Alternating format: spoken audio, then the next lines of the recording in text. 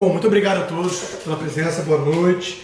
Para quem ainda não sabe, tem alguns novos, né? O programa que eu estou querendo fazer dos patronos, VIP, é um encontro mensal desses aqui, todo dia, todo mês na minha casa. Tentarei sempre trazer convidados ilustres, como é o nosso de hoje. A Ana Paula Henkel do vôlei veio no mês passado. Quando não for possível, eu mesmo vou fazer uma espécie de apanhado geral do mês, conjuntura e eventualmente tratar de algum tema específico, algum livro, alguma coisa assim. Mas hoje nós temos aqui o meu vizinho, meu amigo Gustavo Teixeira. Para quem não conhece, é um grande especialista, psiquiatra, especialista em infância e adolescência.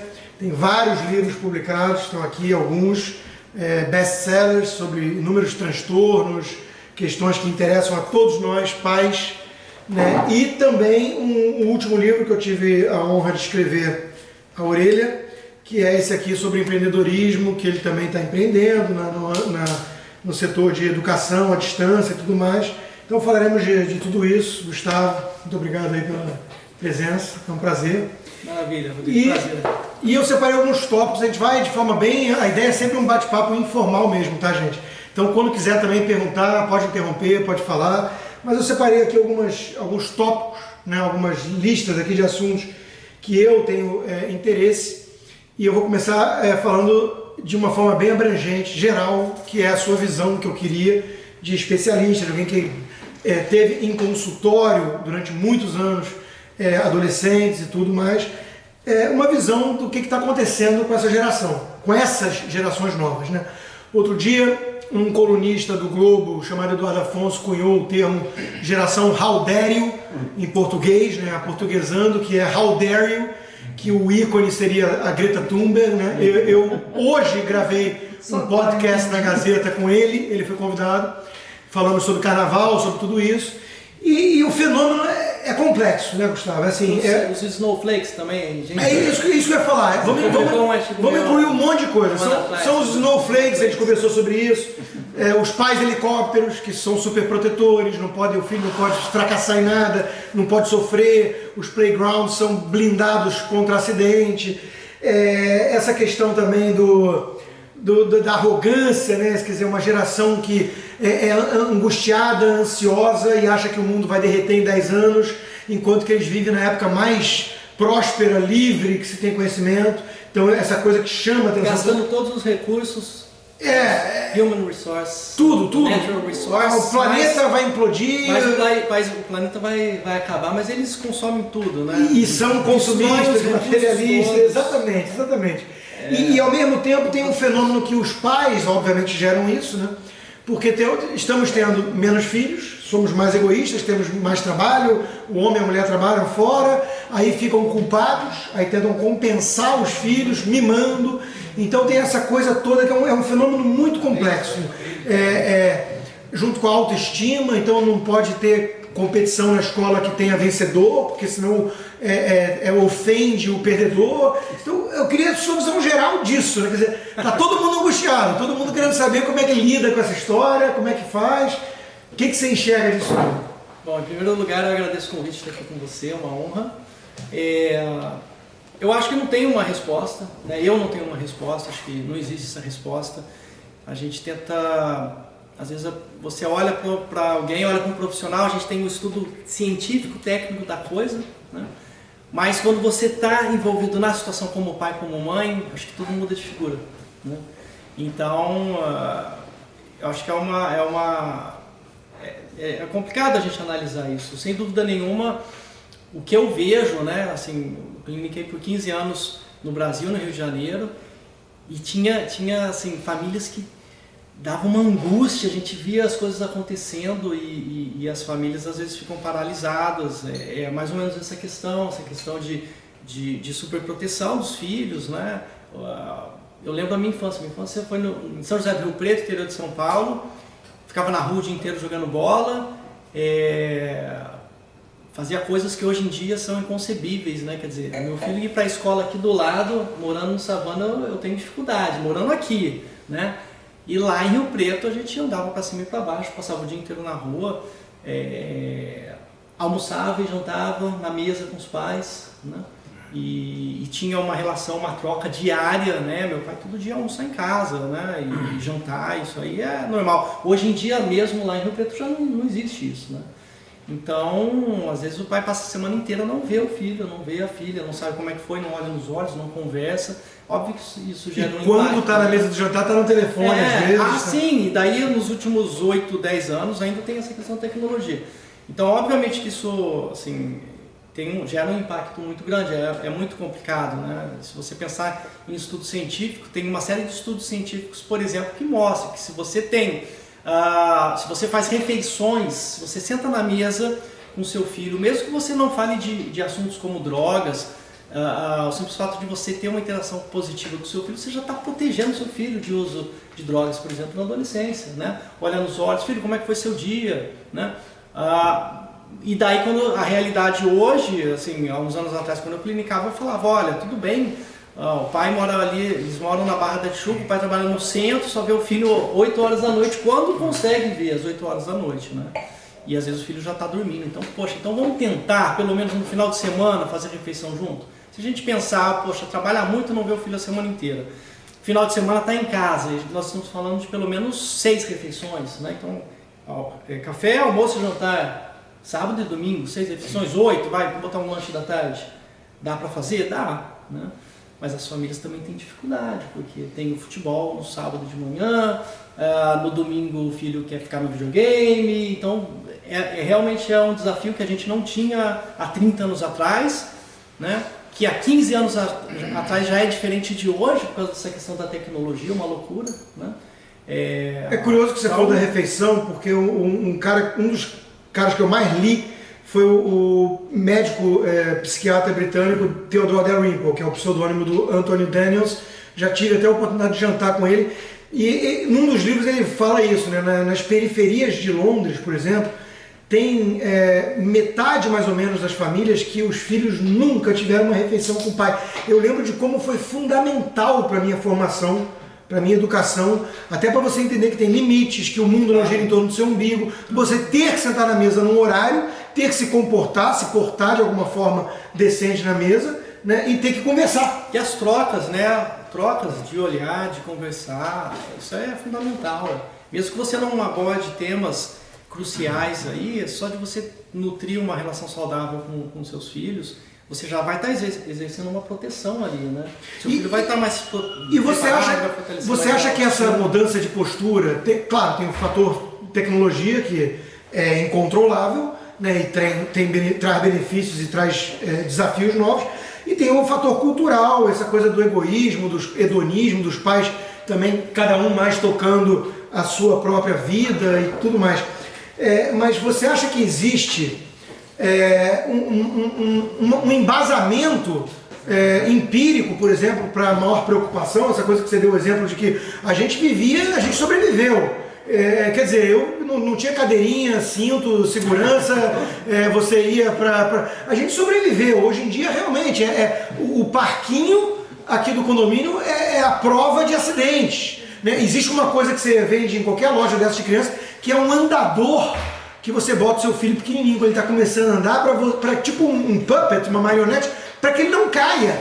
Só tem uma forma de aprender a andar na vida, que é caindo. Você tem que aprender que machuca. Então você acha que há embasamento para essa preocupação tão maior? O mundo se tornou mais perigoso ali fora? Ou você acha que é uma coisa só mais psicológica mesmo? Para algumas coisas sim, claro. Por exemplo, essa questão desse puppet eu nunca ouvi falar, mas com certeza é um absurdo. Porque a criança tem que treinar a própria percepção, equilíbrio sozinha, né? Tanto que os andadores, geneticamente, são condenados. E eu acho que isso já está bem popularizado, né? Não é só com os pediatras, né? Todo mundo sabe disso, né? Então não se usa mais, é algo extremamente positivo, claro. Tem muita coisa que vem para bem. Eu acho que beleza, eu brinquei muito em brinquedo enferrujado, ficava descalço o dia inteiro, tampão do dedão aqui. Quem aqui nunca perdeu um tampão do dedão o dia inteiro? Fraturei dedo do pé por viver na rua, né? Claro que quando o parquinho está lá, bonitinho, está arrumadinho, isso eu acho que é um benefício, é uma coisa legal, né? Eu não vejo mal nisso. Cinto de segurança também, importante, né? Viajei 1000 quilômetros na mala do carro, né? Isso era normal, né? Hoje em dia não, tem que sentar direitinho. Acho que tem coisas que trazem benefício, não tem dúvida, não questiono isso, né? Mas para outras coisas, sim, tem um exagero, né? Existe uma superproteção. É muito comum, né? Quando você vê adolescentes entrando no mundo das drogas, era muito comum. Muitas vezes você não é querer culpabilizar, né? Não é só um perfil de família que acaba vivenciando isso, mas era muito comum você encontrar famílias extremamente superprotetoras, a família adoece junto, né? E não vê o problema na frente, né? E daí a gente tinha hora que você tinha que dar um chacoalhão, olha que você está perdendo seu filho, olha o que está acontecendo, né? Então, assim, a fase da negação. O que eu falo é o seguinte, em tudo tem que ter equilíbrio e parcimônia. Eu vou entrar num assunto que eu acho interessante abordar, é o seguinte, a gente tem ouvido muito, né, com muita frequência, essa questão da tecnologia, que as crianças estão ficando doentes e etc. Estão aumentando os diagnósticos de TDAH por causa disso. Isso era o próximo item que eu tenho. Exatamente. Aqui. Mas isso é um absurdo, isso não existe, não tem fundamentação científica nenhuma. Né? Não tem. TDAH tem uma origem neurobiológica, né? A transtorno do espectro autista tem uma origem neurobiológica, pronto. Né? Não existe isso. Né? Mas existe as pessoas são contaminadas, né? Assim, hoje em dia todo mundo é especialista de tudo, né? Todo mundo sabe tudo de tudo. Geração Google. Você abre o Facebook e todo mundo sabe tudo. A gente tem que tomar muito cuidado, né? Daí você pega e fala, poxa, mas a Academia Americana de Pediatria lançou um memorando, né? Um guideline com relação a tempo de exposição de tela, tal, né? Como é que é isso, né? E daí, o ano passado, um laboratório do Brasil me convidou para escrever um artigo sobre isso. Eu fiz uma revisão do que tinha sido publicado até então na literatura e, assim, não tem nada conclusivo mesmo, porque a gente está vivendo a história, a gente não tem estudo a longo prazo, né? Os estudos que tem são estudos muito curtos, com um número de população pequena, esses estudos não são duplo cego, quer dizer, o pesquisador sabe quem está sendo investigado. Tem pouco valor científico. Tem muito valor científico, né? E um número muito pequeno de pacientes também. E no final da história, esses protocolos aí de orientação são muito embasados em opinião de experts. Eles adoram falar isso, né? E publica lá, foi um consenso de experts. Consenso de experts, isso não é ciência. São os tais especialistas da Globo News. E daí o que aconteceu? A Sociedade Brasileira de Pediatria fez isso, publicou também. Não, mas eles estão embasados no respaldo que a Sociedade Americana de Pediatria fez também. Né? Mas espera aí, então vamos fazer um questionamento científico aqui, vamos parar, vamos ler o artigo. Baseado em quê? Né? Uma criança menor de 2 anos não pode usar tablet, nada, zero. Baseado em quê? Né? Eu acho fantástico que o meu filho de 2 anos já tem... Eu não estou questionando que essa criança, que não faça mal, é óbvio, né? Parcimônia, equilíbrio. Né? Agora, a minha infância é diferente da infância deles. Sim, né? sim. Claro que eles têm que ter... Mas eu queria... O TDAH é interessante, porque eu tenho até uma amiga minha, que é patrona VIP, mas está no Rio, que toca uma ONG ligada a isso, TDAH, porque tem gente que nega até a existência da doença. E por outro lado, tem gente que fala que há um excesso de diagnóstico, porque hoje em dia qualquer coisa a pessoa é impaciente. Pô, a gente também tem estímulos externos muito constantes, então é normal que a criança não consiga mais ficar muito tempo focada numa coisa. Minha filha, por exemplo, não suporta comercial, e quando vem o comercial também nos vídeos do YouTube do meu filho, que tem 2 anos, ele vira e fala, papai, travou. Ele acha que travou porque entrou o comercial. Então eles são impacientes.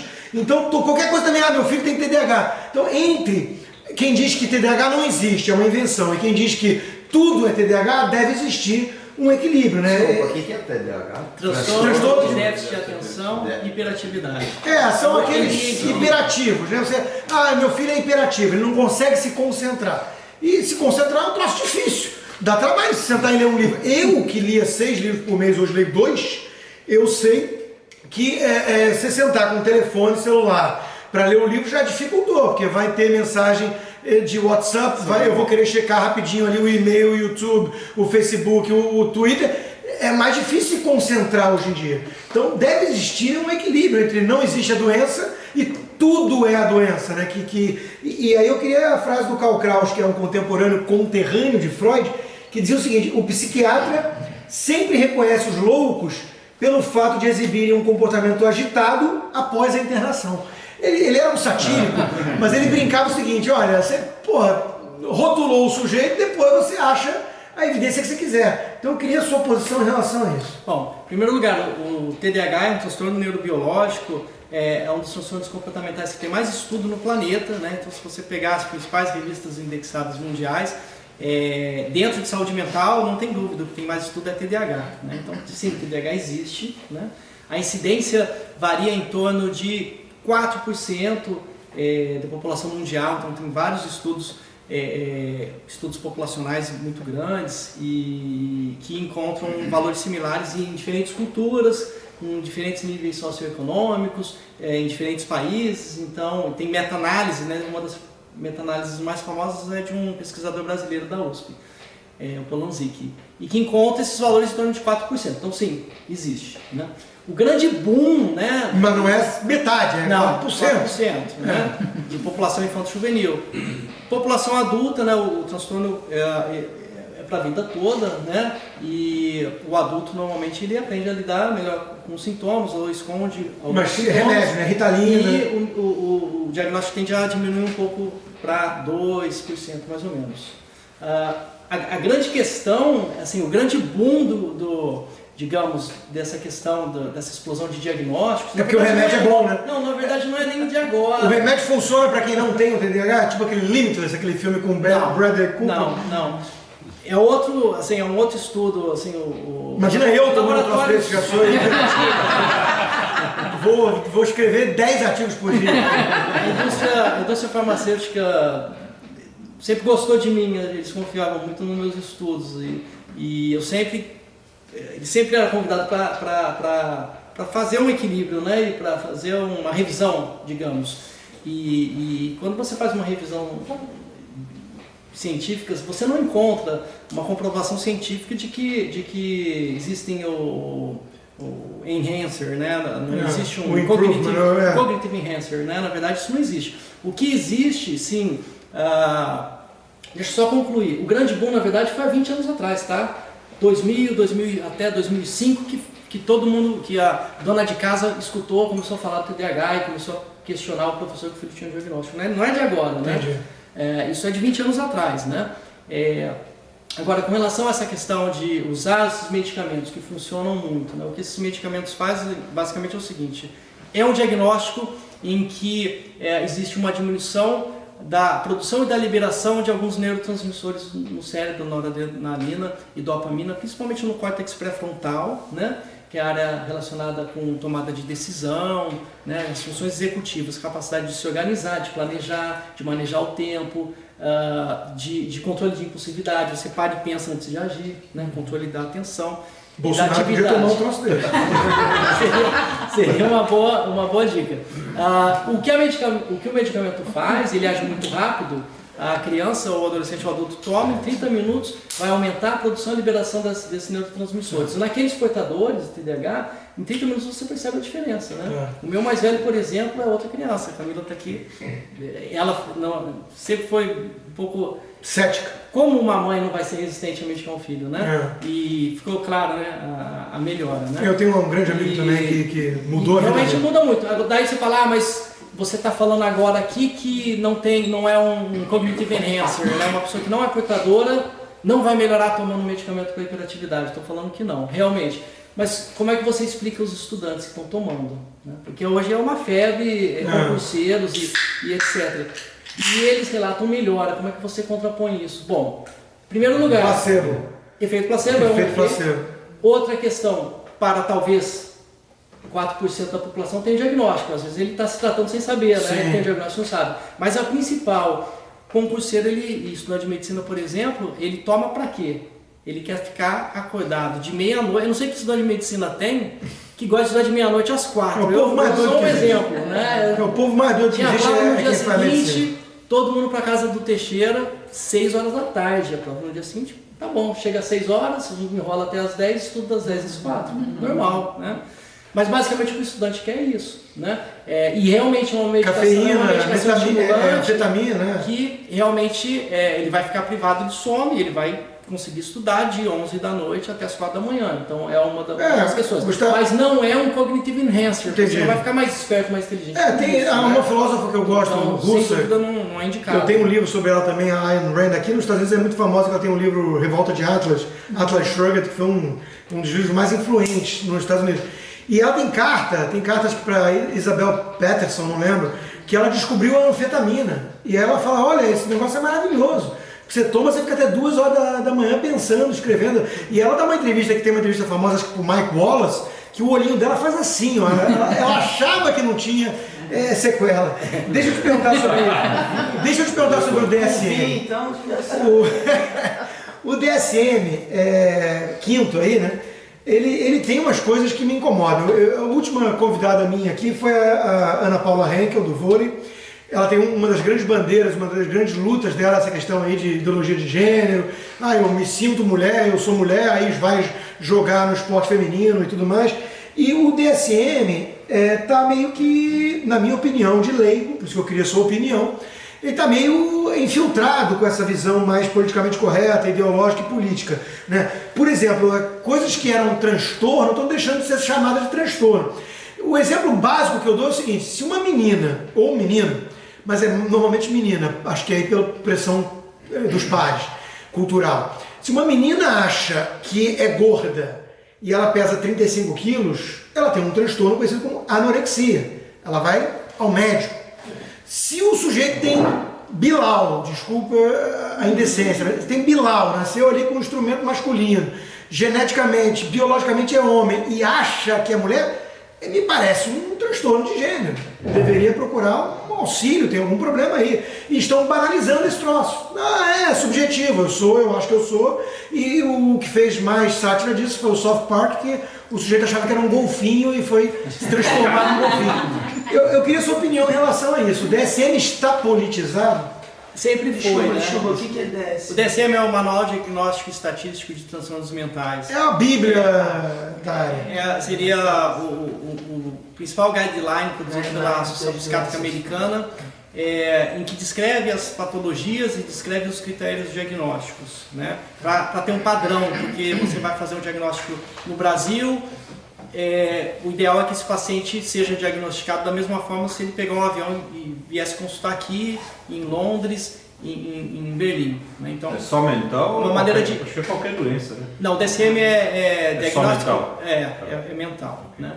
A grande questão de saúde mental, de sempre, é que nós não temos marcadores biológicos, né? É muito difícil fazer o diagnóstico de saúde mental, né? Então, você pega um infectologista, caramba, é muito difícil tratar a AIDS. A AIDS é uma doença difícil de tratamento, né? Hoje, com a evolução, né, não é tão mais complicado, mas, enfim, ainda é uma doença muito grave. Mas o diagnóstico é muito fácil, né? Você faz...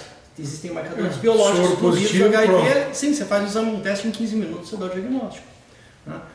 Em ortopedia você pode ter uma intervenção super complexa, mas o diagnóstico é fácil, né? Tudo que mexe com a mente humana é mais... Você pode usar uma imagem, etc. Em saúde mental nós ainda não temos marcadores biológicos. Claro, a gente tem muito estudo genético, estudos super avançados. É possível que dentro de alguns anos a gente consiga ter exatamente marcadores biológicos para determinadas patologias. Não tem hoje ainda, porque normalmente quando você identifica um gene ligado a um transtorno, esse gene muitas vezes ele está ligado a outros transtornos do comportamento também. É difícil. E também sofre às vezes muita influência cultural, né? Sim. O maior estudo que eu conheço com gêmeos, que é o melhor laboratório para isso, é você pegar gêmeos univitelinos. Idênticos e não idênticos. E o maior estudo que eu conheço concluiu, depois de juntar milhares e milhares de diagnósticos, que é metade é metade. Metade é a genética, metade é o ambiente. Flip a coin. Bom, então assim, em primeiro lugar, essa é a grande questão da saúde mental desde sempre. A gente não tem marcadores biológicos e desde sempre o DSM, primeiro publicado, década de 40, enfim, e até o DSM-5 agora, sempre sofreu uma influência da sociedade, de como a sociedade... por ter um caráter mais subjetivo, né? Tanto que o DSM-5 entraram os transtornos relacionados a videogames, né, a jogos, a internet. Então, assim, isso é super difícil, né? Assim, eu acho é mais fácil você dar uma opinião pessoal com relação em termos práticos. Né? Você vai ter que dizer caso a caso, você vai ter que ver a pessoa no teu consultório. Eu costumo, e eu não ligo, acho que... Quando Deixa eu explicar por que eu estou perguntando isso. Porque se meu filho tem uma irmã mais velha, ele pode invejar a vida dela. Ela tem um carro real, ele tem um jeepzinho de controle remoto, ela tem um monte de coisa, ele tem lá os brinquedinhos. Aí ele pode virar um belo dia e virar assim, eu quero ser ela, porque ela tem acesso a poderes que ele não tem. E eu já vi casos onde, às vezes, um menino de 3 anos, tenra idade, 3, 4 anos, ele se confunde, até porque tudo é meio ficção, ele acha que o super-herói é real, ele acha que é menina porque ele está confuso em relação a isso. E tem pais que, por questões ideológicas, estão comprando essa narrativa. Assim ele disse, eu preciso tratar isso a sério porque ele é uma menina. Não, é muito comum você ver pais induzindo isso, né? Então, assim, pior ainda. Eu acho que o questionamento pode ser um pouco mais amplo. Eu sou apaixonado por esporte, né? Eu sou atleta de Ironman, minha vida inteira eu pratiquei esporte, vivo isso todo dia. E um exemplo clássico é essa questão de transgêneros no esporte, né? Isso é muito complicado, né? Quer dizer, 100 anos atrás, 200 anos atrás, o esporte eram só homens, né? Só homens, mulher não podia, né? Tem uma história famosa na maratona de Boston que a atleta se vestiu de homem e foi descoberta no final.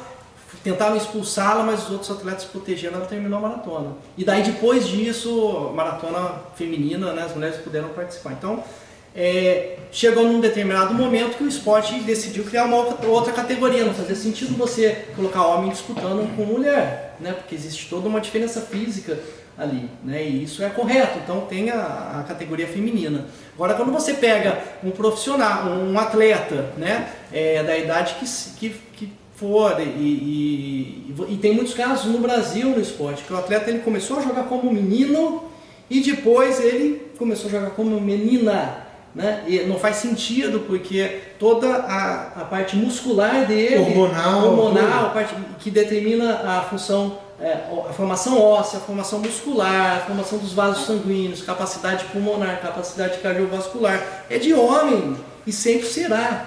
Né? Então realmente não faz sentido. Então uma possibilidade, e a história mostra isso, né? Uma possibilidade é se criar uma outra categoria. Né? Não tem como homem disputar. Mas mulher disputar. Porque olha só, estão dizendo hoje em dia o seguinte, estão querendo, aqui nos Estados Unidos tem um movimento de psicólogos e acho que psiquiatras também, que é mais grave ainda, querendo proibir o tratamento a alguém que diz que é mulher e tem corpo de homem, porque isso é preconceito. Se você for curar, é um preconceito. Então, qual é a sua visão em relação a isso? Tem estudos que mostram já que transgêneros, eles realmente têm uma fisiologia diferente, sofrem influências hormonais diferentes. Então, tem casos sim que nasce com um corpo masculino. Tem a genética masculina, mas por algum motivo genético ele tem uma quantidade de uma proporção hormonal feminina muito maior. Esses casos realmente são casos. Por isso tem que ser caso a caso, né? Agora, e daí a questão é o seguinte: e aí? Trata como menina ou trata a disfunção hormonal? Aí é a grande questão, né? É uma questão ética dificílima, que ninguém tem resposta ainda. E esses casos reais são um percentual muito menor do que o percentual sim, sem dúvida, claro, mas é claro. Aí é menos de 1%. Mas é claro, mas olha, quando você bota ali nos canais pagos, nos canais por assinatura, o dia inteiro você vê essa guerra, né? E você vê casos, sim, claramente, que esses exemplos dos pais, né? Dos pais terem já levantarem essa bandeira e de certa maneira estimular, né? Então tem casos sim, que os pais estimulam isso, o que é bizarro na minha opinião, absurdo, né? Então, na verdade, o profissional tem que estar também preparado para identificar isso, porque muitas vezes o pai e a mãe estão doentes, né? Isso é assim, quando você trabalha com saúde mental, muitas vezes chega no consultório, às vezes a demanda que existe mesmo é muitas vezes eu tratava os pais, até para eu poder tratar o filho eu tinha que tratar os pais, né? Uma doença tem vários tipos de doenças mentais, né? Então, o paciente psicótico é um paciente que ele sai da realidade, que ele tem a presença de alucinações, delírios e alucinações, enfim, esse seria o que leigamente a pessoa chama de louco, maluco, né? Então, na verdade, existem várias patologias, assim como tem os transtornos depressivos, outros transtornos esquizofrenia, bipolaridade aguda. Aliás, eu queria entrar nisso aí, Gustavo, foi bom você falar. Porque eu gostei que logo no começo aqui você virou e falou assim, eu não sei exatamente isso, é multifatorial e tudo mais, você mostrou uma humildade, né? E voltando lá ao Karl Kraus, que eu gosto muito com as sacadas irônicas, uma das doenças mais disseminadas é a diagnose.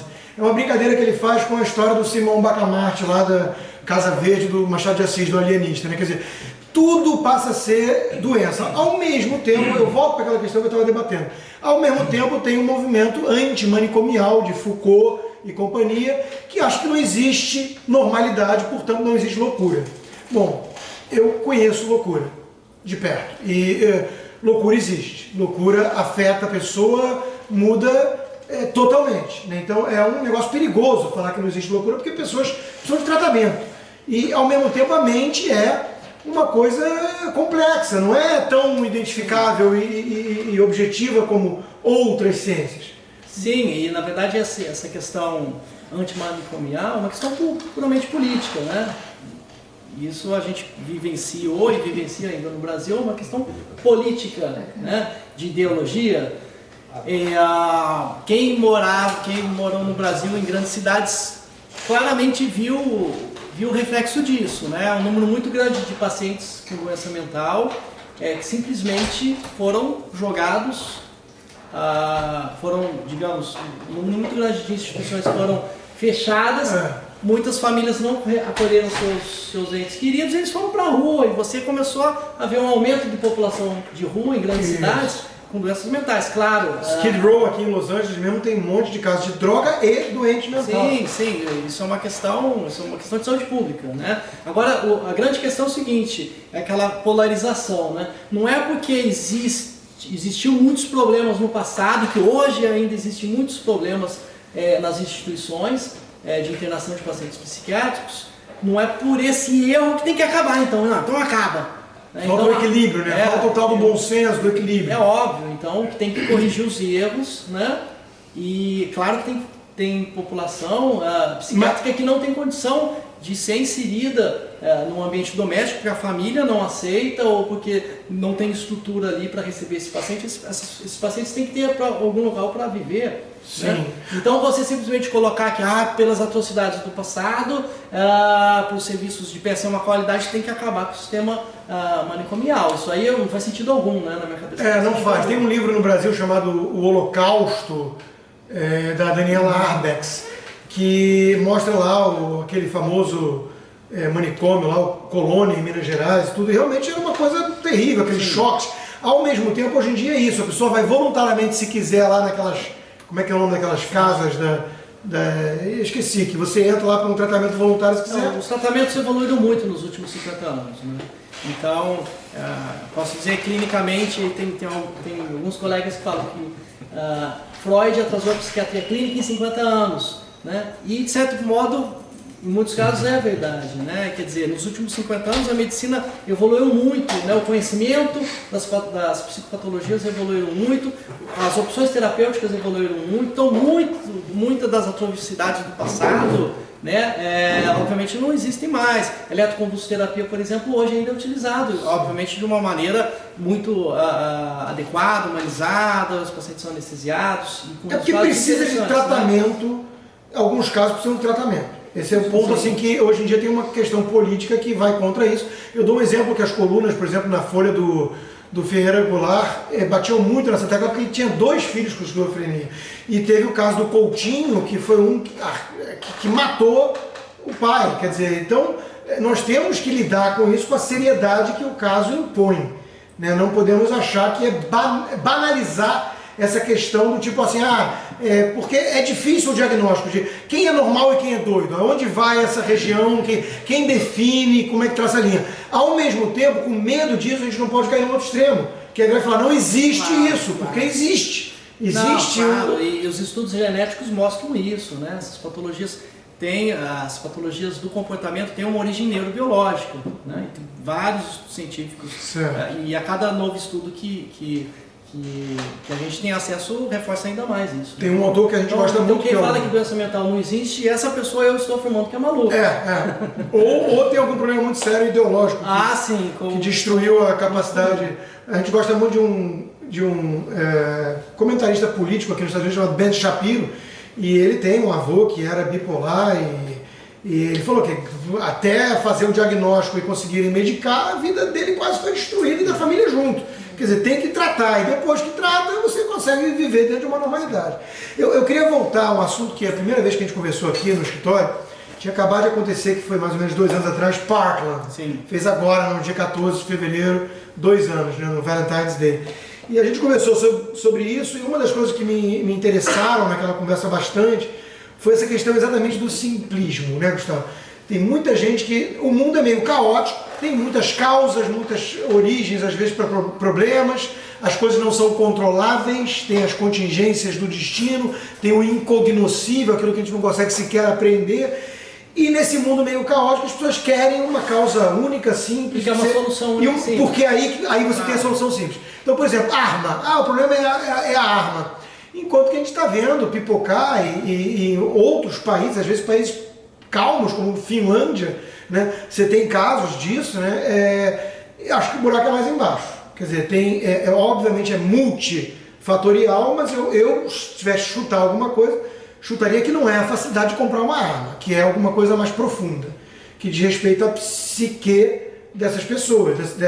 Normalmente é homem, numa faixa etária parecida, 20 a 30, 40 anos, que é exatamente a maior taxa de suicídio, que é a maior taxa de atentado, tem alguma coisa a ver com alienação, com a ausência de propósito e sentido da vida.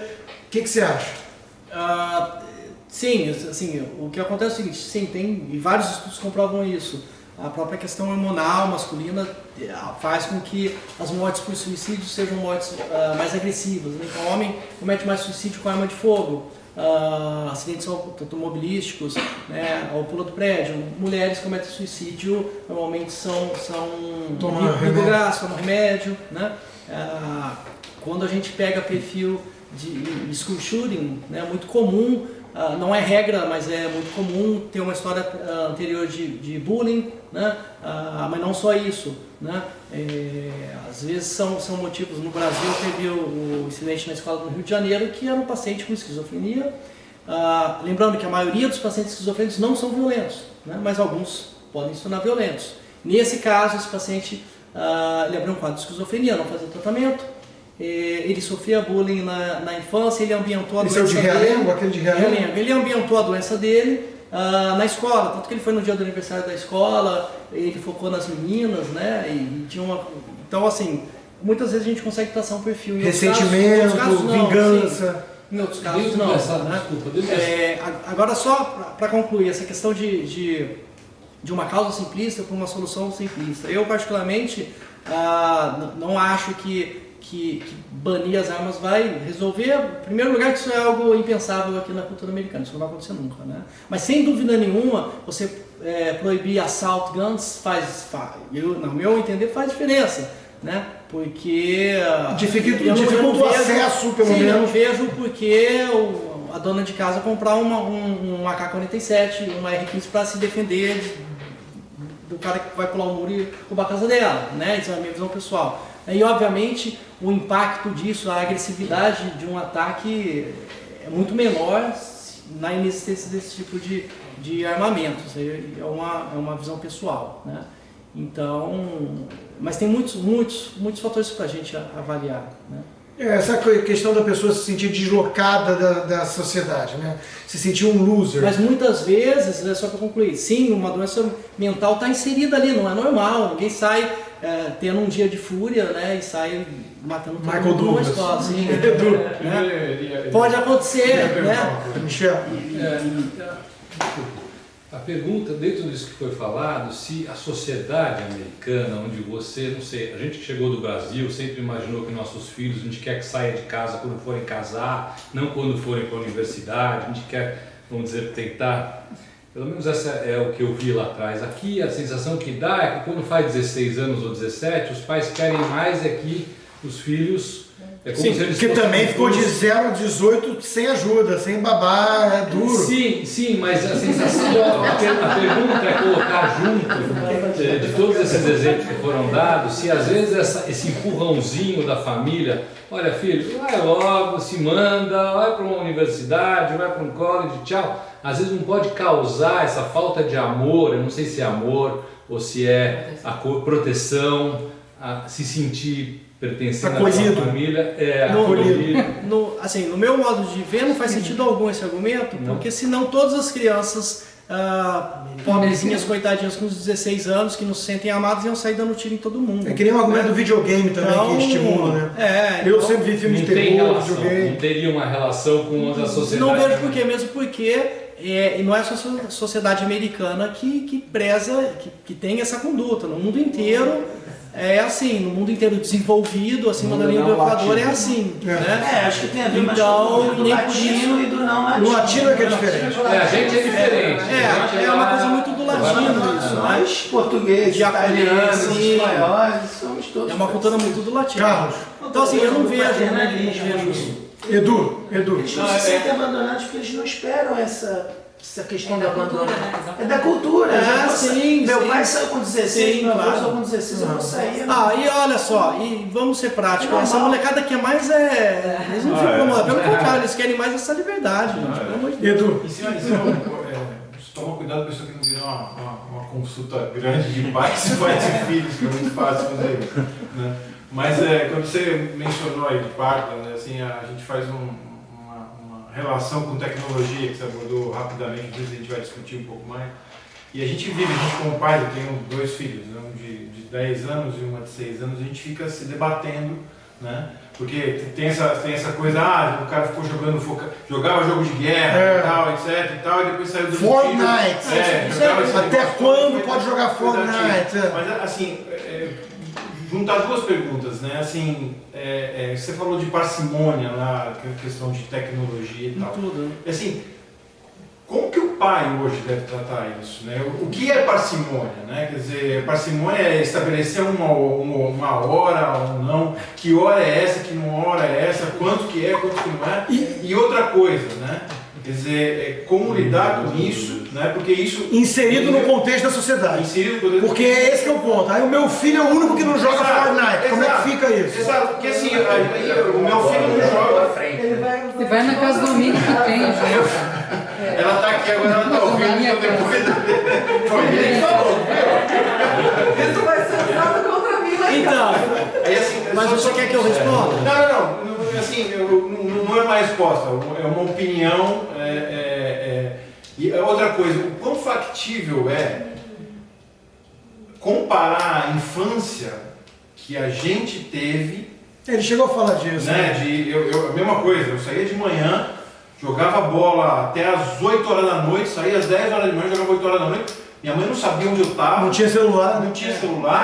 E eu voltava todo rasgado, mas eu voltava em casa. Né? O quão factível guardadas as devidas proporções, que a gente traga isso para os nossos filhos. Dê mais liberdade, né?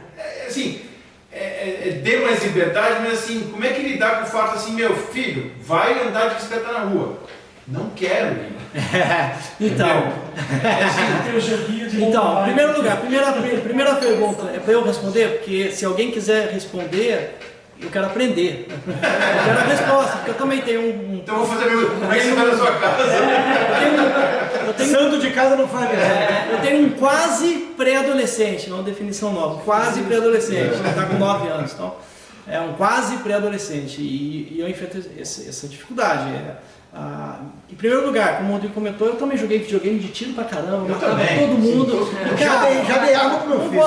Não posso sair dando tiro, você sabe diferenciar o que é a realidade, o que é o videogame. E as crianças sabem também, então isso não faz sentido. Mas porque aquele cara que saiu dando tiro no shopping, ele tá jogando videogame 24 horas por dia. Ele tá jogando 24 horas por dia, ele tem uma doença mental ali inserida, ele tinha uma questão patológica ali importante. Não é que ele canalizou para aquilo não é causa, aquilo é sintoma. Todo mundo joga videogame, nem por isso todo mundo que joga videogame sai dando tiro. Né? Então não adianta querer culpabilizar a tecnologia, isso não faz sentido. Né? Essa questão de parcimônia, de equilíbrio é difícil, eu tento também. Né? Então, com os meus é a mesma coisa. Em casa, a gente tenta determinar horário muitas vezes tenta colocar isso como um prêmio, né? Tendo uma conduta adequada, né? Um comportamento legal, vai ter esse direito. A gente tenta isso, é fácil? Não é fácil, é difícil, né? Não tem manual de proprietário, não tem um guideline que a gente possa seguir. Né? Então é difícil, é muito difícil, mas o que a gente tenta fazer, né, eu tento, né, os conceitos científicos, né, mas que muitas vezes na prática ali não adianta, mas somados a esses conceitos de buscar assim o equilíbrio, de, poxa, a hora de sentar à mesa é sem celular, sem tablet. Às vezes pra gente é difícil, às vezes a gente quer usar, né? A gente tem que se policiar, mas fazer refeição junto, olhar nos olhos, conversar como é que foi o dia. E é difícil, conforme a criança vai chegando. Antes eu achava que era só na adolescência, não, mas com 7 anos, 8 anos, eu pergunto, como é que foi o dia? Ah, ok. Foi tudo bem. O que você aprendeu? Não sei. Então, assim, eu achava que era coisa do adolescente, mas não. Posso fazer um comentário para pescar a tua opinião? Então é difícil, né? Eu fui criado com... Meu pai era muito duro, mas ele repetia sempre uma coisa para mim quando eu usava o argumento dos outros fazem. Ele falava, se todo mundo meter cabeça no trem, você vai meter também? Né? Eu fui criado assim.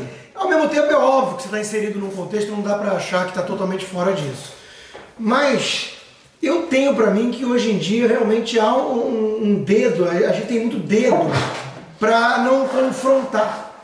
Eu percebi o seguinte, hoje em dia a família é fundamental, isso é claro que faz toda a diferença do mundo, mas acompanhar com quem seu filho anda é muito mais importante. Claro. Porque o peer group pressure é a coisa mais formadora de personalidade. Claro, meu filho entrou na escolinha com 2 anos e 3 meses, ele já mudou, ele já está outra pessoa, porque ele vem copiando algumas coisas que vêm de amigos que às vezes tem irmão mais velho.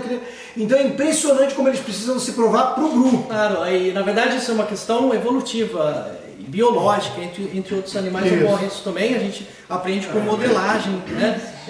Então isso faz todo sentido. E já que eu gosto muito de falar de estudo, tem vários estudos que mostram isso. A primeira experimentação, não adianta você querer botar o seu filho numa redoma e falar que ele nunca vai usar droga ou nunca vai ser... Ele pode até nunca usar, né, mas que ele nunca vai ser exposto, isso é impossível, ele vai ser exposto. Agora é nossa função capacitá-los para que eles sejam habilidosos de como lidar com isso, né? Quer dizer, eu posso andar no grupo e posso me posicionar que eu não vou usar e acabou, né? A grande questão é o seguinte, pode ter certeza, se o filho vai experimentar droga, né, ou vai ser exposto à droga, né, isso ele vai ser exposto. Se ele vai usar ou não, ou experimentar, provavelmente vai experimentar, né? Isso também é fato, eu acho que ninguém tem dúvida disso, né? E pode ter certeza, ele não vai experimentar, ele não vai ser oferecido droga pelo traficante, pelo bandido. É pelo amigo pelo melhor amigo. É pela mulher popular da escola. É óbvio, pelo que é fascinante. Amigo. Exatamente. E como lidar com isso? Olha só, isso é uma boa pergunta também. Como lidar, Gustavo, na sua opinião, com essa questão? A gente tem algum grau de hipocrisia, porque a adolescência é justamente a rebeldia quando descobre que o pai não é super-herói, depois descobre que os pais são imperfeitos e cheios de hipocrisia, né, no teatro social.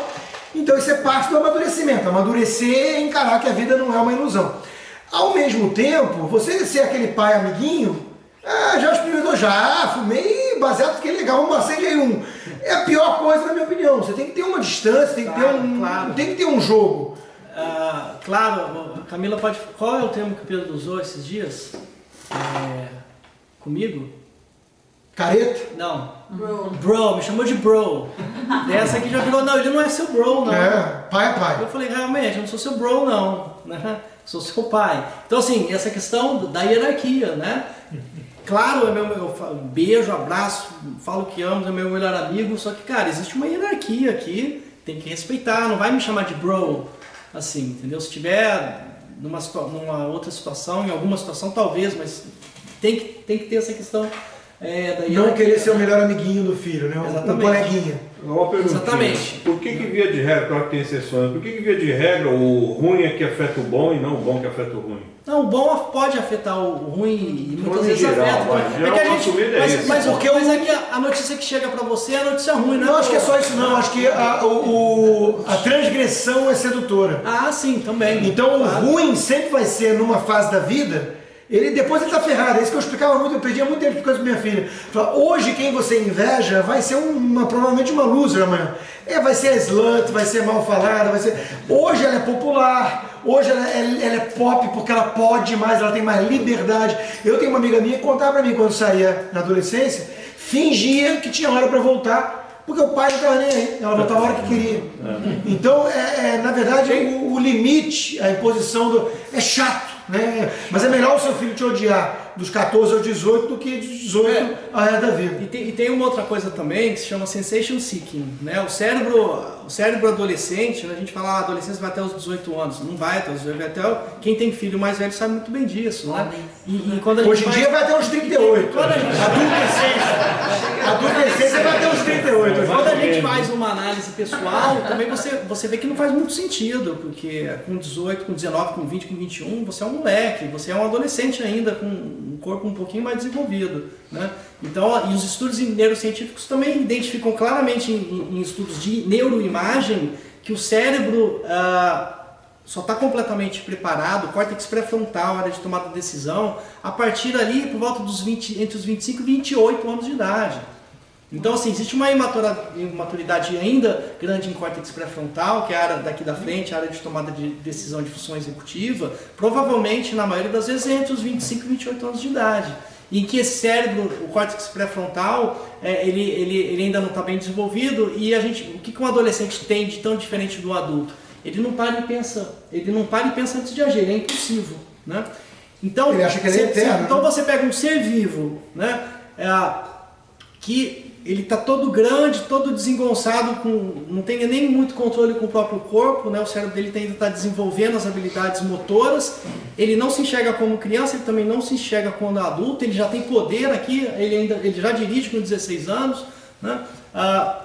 E daí ele é extremamente impulsivo, esse córtex pré-frontal não está preparado, ele é muito impulsivo, ele tem uma coisa chamada sensation seeking, ele está buscando novidade, ele está aprendendo coisa, cada festa diferente que ele vai, é uma coisa diferente. A gente quando vai numa festa, dificilmente a gente é surpreendido. É sempre a mesma coisa, tá? Às vezes tem uma coisa diferente, a gente já acha o máximo. Mas para o adolescente, cada festa, se ele perdeu a festa, foi na sexta numa festa, não vai na do sábado, para ele é o fim do mundo. E realmente é o fim do mundo, porque cada experiência nova é uma coisa nova, diferente, fantástica para ele, né? E ele tem esse sensation seeking e é impulsivo. Vai fazer merda. É óbvio que vai fazer merda. Você está dizendo que um adolescente que não gosta de festa não está normal? Meus filhos não gostam de festa. Tudo bem. Não, tem gente que tem o poder dos quietos. Tem gente mais introspectiva. Eu não fiz nada, não é neto meu não, eles são assim. Não, tem gente mais introspectiva, óbvio. Não está trazendo dor e sofrimento para eles e nem para a família com certeza não está. E se ele funcionar bem socialmente, academicamente, tipo, ele não está deixando de ir para a festa porque ele tem uma fobia social, ele não tem dificuldade de socializar, ele não sabe se posicionar. Meu filho gosta se não de existe cerveja, uma questão patológica, uma timidez patológica, por exemplo, não vejo problema, cada um. E a gente muda com o tempo também, né? Todo mundo. Só para fechar esse assunto que você está colocando, porque tem uma lógica que a gente falou de armas e a culpa nas armas. Armas, principalmente automáticas, existem nos Estados Unidos desde sempre. Então, não é possível que nunca nenhuma criança quis entrar numa escola e sair atirando em todo mundo. Todas acho que já pensaram de fazer isso, principalmente no professor de matemática. Mas não é por isso que fizeram. A pergunta é, quanto esse imediatismo, essa história das mídias sociais, da influência do eu quero o resultado agora e é do meu jeito, como não posso perder a festa de hoje à noite, nem a de amanhã, nem a de sexta-feira, nem do... Como é que esse imediatismo, porque você está na mídia social, todo mundo fala, todo mundo vê. Os 15 minutos de fama do Warhol, 15 minutos de fama, você vai ter destaque, todo mundo vai falar em você. Pro bem e pro mal, né? Você ficou bêbado, você saiu da... Você sai na mídia, saiu do anonimato. Esse tema me fez lembrar a pergunta do colega do lado, né, que eu acabei não respondendo, que como é que você compara, né? Em primeiro lugar, no meu modo de entender, eu não sou dono da verdade, eu tenho a minha opinião, não faz sentido querer comparar a minha infância com a infância do meu filho. Eu acho que até uma coisa meio idiota e infantil de querer comparar, porque são realidades completamente diferentes. Eu acho que os conceitos têm que ser mantidos, né? Quer dizer, daí vai de cada família, a gente tenta tentar passar conceitos corretos, éticos, né? A essência eu acho que não muda, né? E a sua aprendizagem, a sua bagagem vai contar muito, né? Agora, querer comparar, não dá para comparar, você pode lamentar, né? Você fala, pô, na minha infância eu ficava na rua o dia inteiro jogando bola. Mas é um saudosismo também, né? A gente idealiza o passado. Pô, meu filho não vai, não quer, a gente até reclama, acha ruim e tal, mas são realidades completamente diferentes. Isso não significa que eu não vou tentar expor, né? Tudo que eu falo, pelo menos o meu laboratório hoje, né? Eu tenho um laboratório hoje, que são os meus filhos, isso é ótimo, antes eu não tinha. A gente está sempre estimulando, né? Você fala, a gente vai fazer uma viagem amanhã, a gente vai para um casamento em Boston. Daí a gente estava conversando essa semana, vai ser difícil, hein? Falar para os dois que a gente vai viajar. Na minha época, se eu tivesse que viajar, eu ia achar uma maravilha. Hoje em dia os dois reclamam porque eles não vão poder ficar no videogame, não vão poder fazer as coisas que eles gostam, né? Mas tem que ir, vai e acabou. E fazendo ou não fazendo, eles vão reclamar, né? Então, assim, eu acho que o que a gente tem que fazer de uma maneira geral é abrir o leque de oportunidades. Tem que ofertar tudo, né? E naquilo que eles gostam mais, eles vão ficar. Vai abrir um leque de esportes. Uma hora ele vai gostar de um esporte, vai ficar.